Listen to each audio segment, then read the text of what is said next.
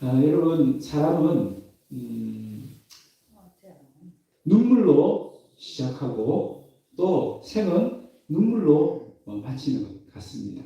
태어날 때는 내가 울고 죽을 때는 남들을 울리면서 죽는 것이죠. 여러분, 최근에 정말 울어보신 적 있습니까? 하품하다가 그냥 흘린 눈물 말고 진짜 슬퍼서 흘린 눈물이 있습니까? 여러분, 사람들은 많이 눈물 흘리면 저 사람 참 약하다. 그래서 눈물 흘리는 것을 또 부끄럽게 생각하는 경향이 있습니다. 특히 남자들이 더 그렇죠. 그러니까 우리 여성들은 영화나 드라마에 슬픈 장면, 또 감동적인 장면 보면 펑펑 울기도 합니다. 그런데 남성들은 어떻습니까? 일부러 눈물 흘린 것을 감추죠. 또 몰래 눈물 흘리고 마치 눈물 안 흘린 것처럼 그냥 먼 산을 쳐다보기도 합니다. 그런데요, 여러분, 눈물이라는 것이 정말 우리 마음에 또 우리 건강에 정말 도움이 된다라고 합니다. 탈북에 보면 비누로 몸을 씻고 눈물로 마음을 씻는다라고 말합니다. 무슨 뜻입니까? 울고 나면 마음이 깨끗하게 씻겨져 나간다는 것이죠. 그래서 여러분 어떻습니까? 실컷 울고 나면 마음이 후련해지는 것을 우리 경험하지 않습니까? 그래서 슬픔을 당한 사람에게 울고 있을 때에 그만 울어. 우리 그렇게 많이 위로하죠. 울지 마. 울지 마. 그런데 사실은 울어도 괜찮아 라고 하는 것이 오히려 더 큰 위로가 될 수 있죠. 여러분, 더 큰 위로는 어떻습니까? 더 큰 위로는 우는 사람 곁에서 함께 울어주는 것입니다. 그것이 더 큰 위로가 되는 것이죠. 그래서 성경에는 우는 자들과 함께 울라라고 하셨습니다. 여러분을 위해서 진정 울어주는 사람이 많이 있기를 바랍니다. 그런데 그 누구보다 나를 위해서 진심으로 울어주시는 분이 계십니다. 그분이 누굴까요? 그분이 바로 우리 예수님이십니다. 오늘 본문은요, 우리 예수님의 눈물로 시작하고 있습니다. 41절에 가까이 오사 성을 보시고 우시며. 여러분, 지금 예수님은 어떤 상황에 있죠? 지금 예수님은 예루살렘에 입성하고 계십니다. 왕으로서, 메시아로서, 구원자로서 입성하고 있습니다. 사람들이 막 몰려나왔어요. 지금 난리가 났습니다. 여러분이 부림 땅에 가장 인기 있는 연예인이 온 것보다 더 큰 난리가 난 거예요. 사람들이 몰려나와서 막 옷을 길어 깔기도 하고 종려나무를 막 흔들면서 기쁨으로 환호하고 호산나 다윗의 자손이 우리를 구원하소서, 마치 지금 당장에도 해방이 찾아온 것처럼 그렇게 기뻐하면서 기대하면서 예수님을 맞이하고 있습니다. 기쁨의 잔치 아닌가요? 그런데 한쪽에서 예수님은 어떻게 합니까? 다른 사람 다 좋아서 웃고 막 기쁘게 찬양하는데 예수님은 홀로 예루살렘 성을 보시면서 우셨다라고 기록하고 있습니다. 여러분, 이 눈물의 의미가 뭘까요? 여러분, 눈물은요, 너무 슬퍼서도 흘리지만 때로는 너무 기뻐서도 흘리잖아요. 그러면 지금 예수님의 눈물은 기뻐서 흘린 눈물일까요? 야, 나를 이렇게 메시아로 맞이해주는구나. 너무 기뻐서 오시는 걸까요? 아닙니다. 원문을 보면요, 격하게 흐느끼셨다, 울부짖으셨다, 통곡했다는 뜻입니다. 도대체 예수님은 왜 이렇게 지금 사람들이 너무 기쁘게 예수님을 맞이하고 있는데 왜 그렇게 슬프게 울부짖고 통곡하고 계실까요? 그것은 43절, 44절을 보면 알 수 있습니다. 예수님은 지금 예루살렘 성을 보시면서 40년 뒤에 있을, 그 예루살렘에서 있을 이를 보시면서 울부짖고 통곡하고 있는 것입니다. 40년 뒤에 어떤 일이 납니까? AD 70년에 로마가 이 예루살렘 성을 쳐들어와요. 포위를 합니다. 톤으로 쌓았다는 것은 토성을 쌓았다는 겁니다. 당시에 공성전 할 때, 성을 증명할 때는 주변에 그 토성을 쌓아서 넘어가는 거예요. 공격하는 거예요. 그리고 어떤 일이 납니까? 돌 하나도 돌 위에 있지 않는다. 완전히 폐허로 만든다는 뜻입니다. 또 너희 자녀들을 매우 칠 것이다. 여러분 짐승들도 매우 치는 장면 보면 얼마나 끔찍합니까? 저도 어릴 때 보신탕을 한다고 개를 잡는 것을 본 적이 있는데요. 너무 끔찍하더라고요. 근데 누가 지금 매우 침을 당해 죽었습니까? 누가? 내 자식, 내 아들, 딸들이. 그것을 바라보는 부모의 마음이 어떻겠습니까? 얼마나 가슴이 찢어지고 아프겠습니까? 지금 예수님은요, 바로 그 부모의 마음으로 지금 울고 계시는 거예요. 내 자녀들이, 내 아들, 딸들이 매우 쳐 죽는 그 모습을 보면서 우는 부모의 마음으로 예수님이 지금 울고 계시는 것입니다. 이 예수님의 눈물은 바로 우리 하나님 아버지의 눈물입니다. 자기 백성을 살아가시는 하나님 아버지의 눈물이죠. 그런데 지금 사람은 어떻습니까? 지금 당장이라도 로마의 압제에서 해방될 것처럼 너무 좋아해요. 곧 있을 심판을 모르는 것입니다. 40년 뒤에 어떤 일이 날지 모르는 거예요. 그런 어리석은 그들의 모습을 보면서 우리 예수님 마음이 더 안타깝고 미어지지 않았겠습니까? 여러분, 그 예수님의 안타까운 마음을 엿볼 수 있는 말씀이 이사야 1장 5절 6절입니다. 같이 한번 읽어볼까요? 시작. 너희가 어찌하여 매를 험하주려고 폐역을 거듭하느냐. 온 머리는 병들었고 온 마음은 피곤하였으며 발바닥에서 머리까지 상한 곳이 없이 상한 것과 터진 것과 새로 맞은 흔적뿐이거늘 그것을 싸며 싸매며 기름으로 부드럽게 함을 받지 못하였도다. 아멘. 여러분, 여기서 말하는 매는 하나님의 심판의 도구를 말하는 것입니다. 이스라엘 백성들은 과거 역사에 하나님께 큰 범죄를 지었죠. 어떤 범죄입니까? 우상 숭배를 한 것입니다. 하나님보다 다른 외국을 더 의지한 것입니다. 그 불신앙 때문에 하나님은 심판의 매를 보냈습니다. 아수르 같은 나라, 바벨론 같은 나라를 보내서 그들을 심판하셨죠. 이 심판에는 어떤 마음이 있을까요? 그들이 회개하고 돌아오기를 바라는 마음. 그래서 오늘 보면 나오는 것처럼 그들의 상처를 짜고 싸매고 기름으로 부드럽게 하는 그 치유받는 은혜를 누리기를 원하시는 마음이 있는 거예요. 그래도 불순종하니까 새로 받은 흔적밖에 없다라고 말씀하는 겁니다. 지금도 마찬가지라는 거예요. 그런 안타까움이 지금 예수님에게 있는 거예요. 그들은 지금 구원을 받게 되었다고 너무너무 좋아하는데 예수님 볼 때는 아닌 거예요. 그들 구원받지 못하고 오히려 심판당할 건데 심판당할 줄 모르고 구원을 얻을 줄 알면 이 모습이 너무 불쌍해 보이는 것입니다. 그런데 하나님은 이렇게 때리기만 하실까요? 매만 되실까요? 아닙니다. 그것을 어찌 한다고요? 짜며 싸매며 기름으로 부드럽게 하는 그 일을 위해서 누가 오셨습니까? 예수님이 오신 거예요. 이사야 선지자는 바로 그 예수님이 오셔서 무엇을 하신다? 그들이 맞았던 상처, 그 고름을 짜주시고 그 상처를 싸매주시고 그 상처에 기름을 발라주셔서 회복을 해주실 것이다. 그러기 위해서 예수님이 오셨다라고 지금 이사야가 증언하는 것입니다. 여러분, 하나님이 직접 방문하신 것입니다. 무엇을 하시기 위해서?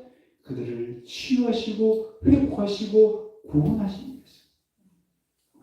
그래서 여러분 44절을 보면요, 내가 보살핌 받는 나를 알지 못한다 하고 있는데 보살핌 받는 날이라는 말은 무슨 말이냐면요. 방문 받는 때를 이야기합니다. 바로 하나님의 방문을 받는 때를 너희가 알지 못한다. 예수님이 너희를 구원하시기 위해서 이 자리에 왔는데 너희들이 뭐 한다고요? 예수님을 알아보면 좋겠는데 예수님 몰라본다는 거예요. 실제로 어떻습니까? 이렇게 예수님을 환영했던 무리들이 며칠 지나지 않아서 예수님을 죽이라고 십자가에 못 박으라고 하는 무리들로 바뀌었습니다. 예수님 몰라본 것이죠. 예수님을 거절하는 것이죠. 하나님이 왜 그들을 찾아오셨다고 말씀하십니까? 42절에 뭘 주시기 위해서? 오늘 평화를 너희에게 주기 위해서. 그런데 너희들은 그 평화에 관한 일을 알지 못한다. 안타까워하신 거예요. 너희들이 진정한 평화를 주기를 원하는데 너희들은 그 평화를 원하지 않는다는 뜻입니다. 우리 예수님이 주시길 원하시는 평화가 뭘까요? 그것은 하나님과의 평화입니다. 여러분, 왜 하나님과의 평화가 깨어졌죠? 아담의 범죄로부터 하나님과의 관계가 깨어진 것입니다. 그로 인해서 모든 인류는 하나님과의 관계가 깨어짐으로 인해서 죄의 노예가 되고 말았습니다. 그로 인해서 아름답게 창조된 이 세상이 죄로 물들게 되었고요. 그래서 기근과 질병과 전쟁이 지금도 끊임없이 일어나고 있는 것입니다. 그런데 그들이 기대하는 평화는 뭡니까? 단순히 로마의 압제에서 벗어나서 우리만 잘 사는, 우리 민족이 잘 되는 그것만을 평화로 생각하는 것입니다. 하나님이 주시기 원하는 그 평화의 관한 일에 대해서는 그들이 몰랐다는 것입니다. 하나님과의 평화 없이는 이 땅에 그 어떤 평화도 있을 수 없다는 것을 그들이 몰랐다는 것입니다. 여러분 이 세상을 보세요. 평화가 어디에 있습니까? 어디에 평화가 있습니까? 전쟁이 없으니까 평화가 있다고요? 아니잖아요. 여러분 마음속에도 지금 전쟁 중이잖아요. 여전히 내 인생의 문제들과 시험하고 있고 마음에 평화가 없고 불안하고 두렵고 염려하는 분이 많지 않습니까? 지금 우리나라만 해도 지금 전쟁 중이잖아요. 직접 싸우진 않지만 휴전입니다. 휴전은 뭐예요? 잠시 전쟁을 멈춘 상태일 뿐이라는 것입니다.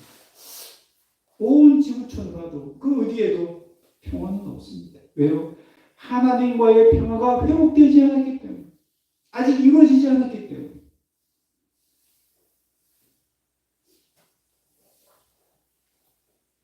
지금 예수님은 온 인류의 죄를 대신 짊어지시고 화목 제물이 되시기 위해서 예루살렘을 방문하셨습니다.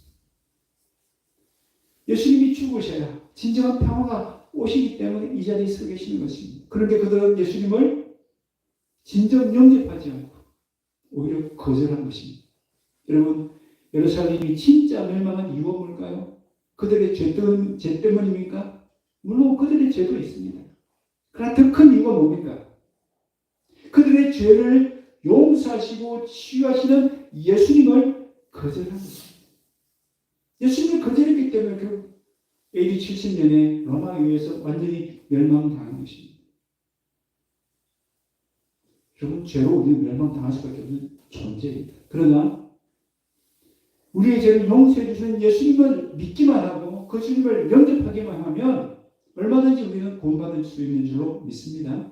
아멘. 우리 예수님은 그들에게 평화를 가져오시기 위해서 그들에게 생명줄을 던지셨습니다. 그런데 그들이 오히려 예수님을 거절했습니다. 그들 눈앞에 내려온 생명줄을 오히려 그들이 스스로 끊어버린 것과 똑같습니다. 이런 그 모습을 보시는 예수님의 마음이 얼마나 안타깝겠습니까? 그러니까 지금 예수님이 울부짖을 수밖에 없는 것입니다. 그런데 여러분, 눈물은요, 사람의 마음을 움직이는 힘이 있습니다. 옛날에 아주 현명하고 훌륭한 선생님이 한 분 계셨습니다. 어느 불량한 아들을 둔 어머니가 이 선생님을 찾아가서 부탁을 합니다. 제발 이 불량한 아들을 좀 새 사람으로 바꿔주면 좋겠다고 간곡하게 부탁합니다. 그래서 이 선생님이 그 부탁을 듣고 이 집에 와서 그 불량한 아들과 함께 생활을 시작했습니다. 처음에는 이 불량한 아들도 그 유명한 선생님 모셨으니까 그 선생님 눈치를 봅니다. 좀 조심을 합니다. 뭔가 사람이 바뀐 것 같아요. 그런데 몇 날이 지나지 않아서 금방 또 본색이 드러났습니다. 여전히 불량한 짓, 못된 짓을 하고 막 다니는 거예요.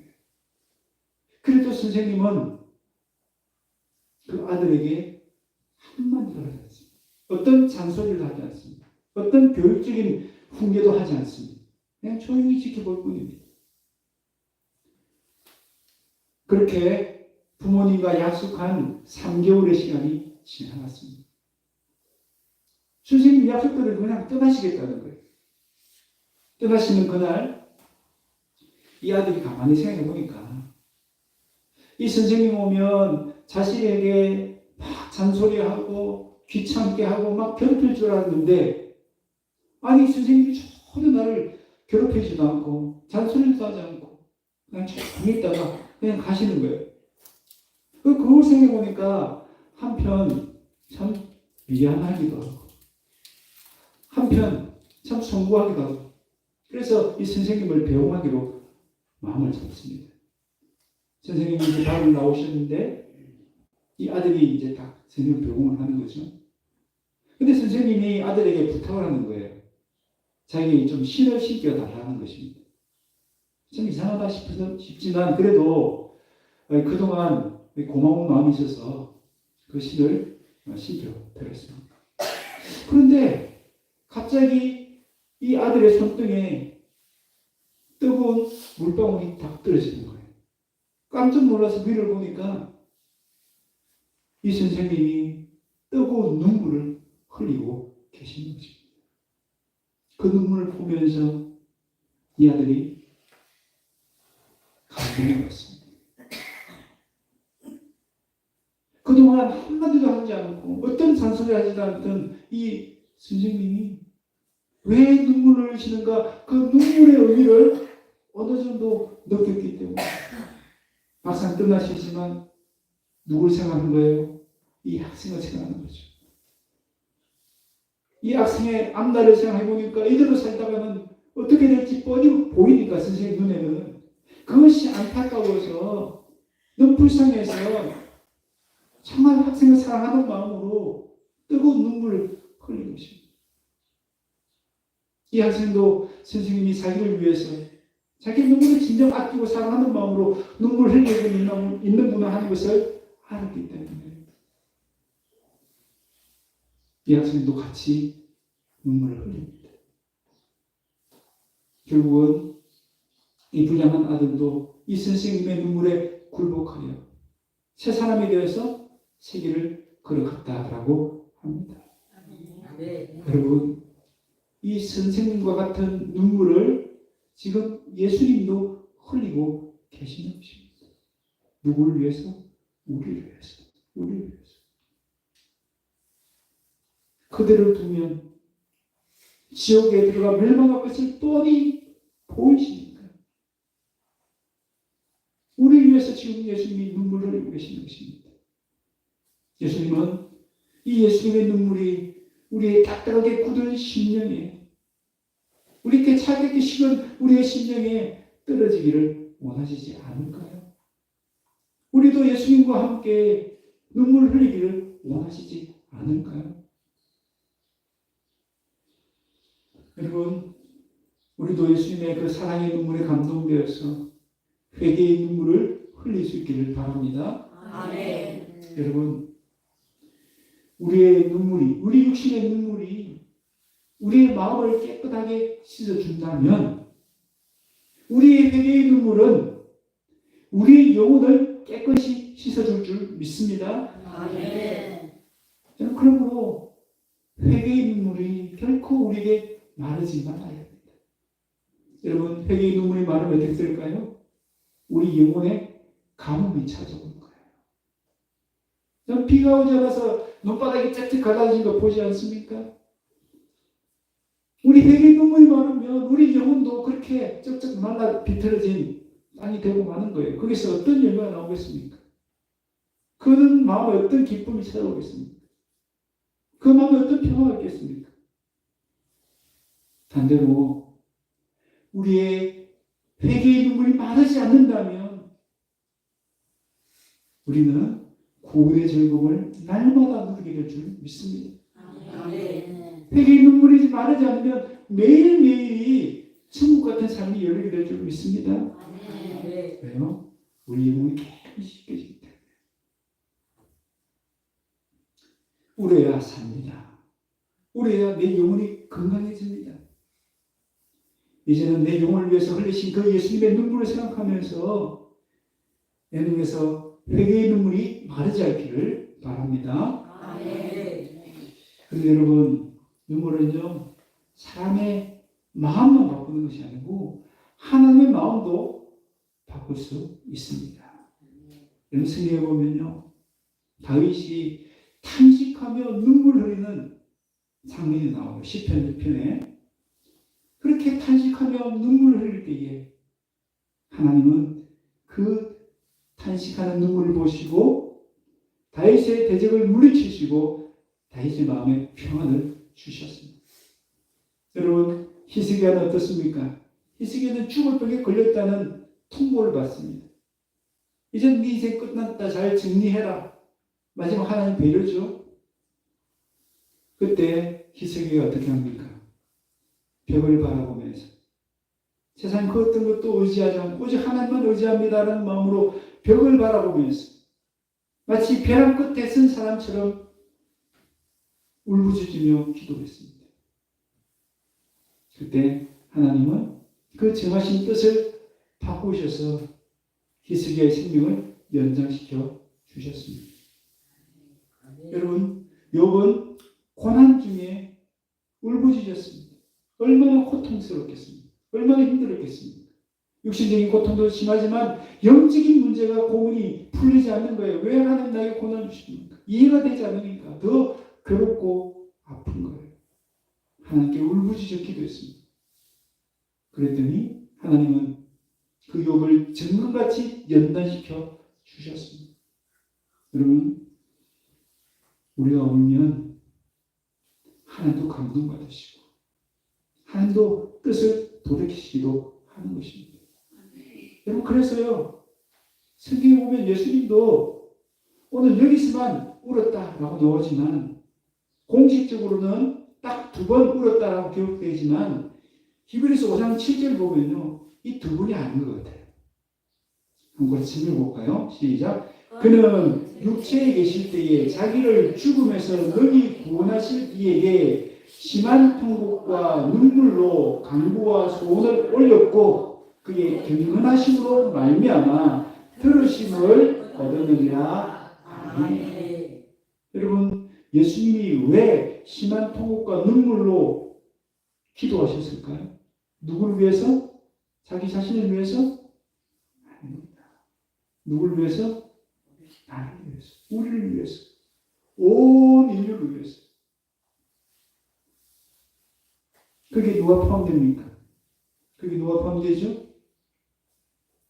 예수님을 채찍질했던 로마 군인들, 예수님에게 침을 뱉었던 원수들도, 예수님과 함께 십자가 옆에서 예수님을 대적하고 저주했던 그 이름 없는 강도들도 다 포함된 것입니다. 한 사람도 예외 없이 그 모든 영혼을 품고 원수까지도 품고 울며 부르짖은 것입니다. 무엇을 해달라고? 저들을 구원해 주시옵소서. 저들을 살려 주시옵소서. 그런데 이브리서 5장 7절 어떻게 끝나죠? 들어주셨다. 우리 예수님의 눈물로 호소한 그 소원, 그 간구를 들어주셨다. 그 기도의 응답이 누굽니까? 바로 우리인 줄 믿습니다. 우리 예수님의 눈물의 기도의 응답이 바로 우리 자신입니다.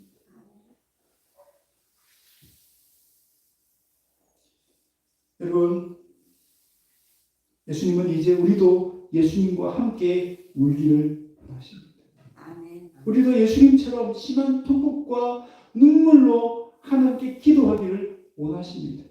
아멘. 이거 뭡니까? 그냥 나를 위해서 그렇게 눈물로 기도하는 뜻일까요? 우리 가족만을 위해서 그렇게 기도하는 뜻일까요? 아닙니다. 예수님처럼 온 인류를 품고, 그게 누가 더 포함됩니까? 내 원수도, 내가 미워하는 사람들, 나를 괴롭히는 사람들도 다 포함해서 그 영혼을 위해서, 그 영혼을 위해서 하나님 그냥 내버려두면 안 됩니다. 저 영혼 살려주십시오. 그렇게 부르짖기를 원하시는 것입니다. 여러분, 그러면 하나님은 어떻게 하신다고요? 들으시리라. 아멘. 아멘. 우리의 그 울부짖는 기도를 예수님처럼 응답해 주실 것이다 라고 말씀하고 있지 않습니까? 여러분, 성 어거스틴은 젊은 날에 방탕한 삶을 살았습니다. 이단에 빠지기도 하고 술과 여자에 빠지기도 하고 정말 그리스도인다운 모습은 전혀 없습니다. 심지어 이단에 빠졌습니다. 어머님을 가볼 때 저 아들 그냥 내버려두면 어떻게 됩니까? 지옥불에 들어갈 수밖에 없잖아요. 너무 걱정이 됩니다.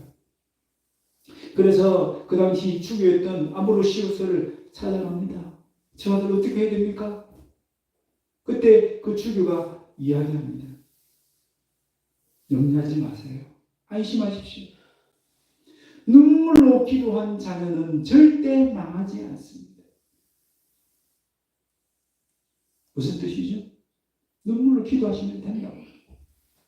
그 아들 지금 모습이 중요한 것이 아니고 어머니가 눈물로 기도하면 저 아들 언젠가는 변화될 것입니다. 그렇게 위로를 한 것이죠. 그 말들은 모니카는 그 아들을 위해서 정말 눈물로 기도했다고 합니다. 그리고 세월이 흐른 후에 어거스틴은 정말 그 주교의 말대로 회심을 하고 돌아왔습니다. 그리고 기독교 역사에 얼마나 위대한 업적을 남기는지 모릅니다.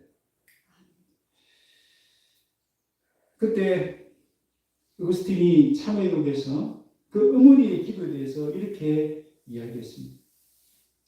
나를 위해 펼쳐주신 당신의 손은 이 깊은 흑암으로부터 나를 건져 주셨습니다.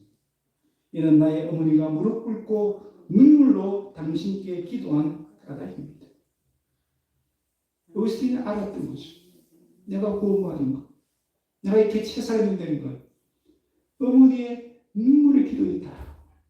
그것을 알았던 거예요. 그리고 이야기합니다. 당신의 신실한 여종인 나의 어머니는 보통 어머니들이 죽은 자식을 위해서 우는 것보다 살아있는 나를 위해서 더 울었습니다. 여러분, 사실 우리는요, 언제 웁니까?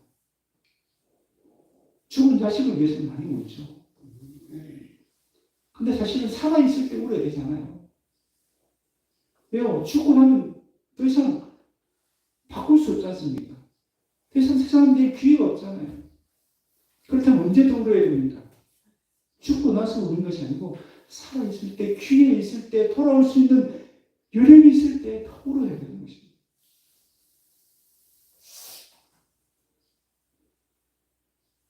우리도 이 모니카처럼 우리 자식을 위해서, 우리의 친구를 위해서, 우리 가까운 이웃들을 위해서, 아직도 그냥 내버려두면 지옥불에 들어갈 수밖에 없는 그 불쌍한 영혼을 위해서 울어야 되지 않겠습니까? 아멘. 울어야 살릴 수 있습니다. 울어야 하나님의 마음을 바꿀 수 있습니다. 울어야 내 사랑하는 가족, 친구, 이웃을 살려낼 수 있습니다.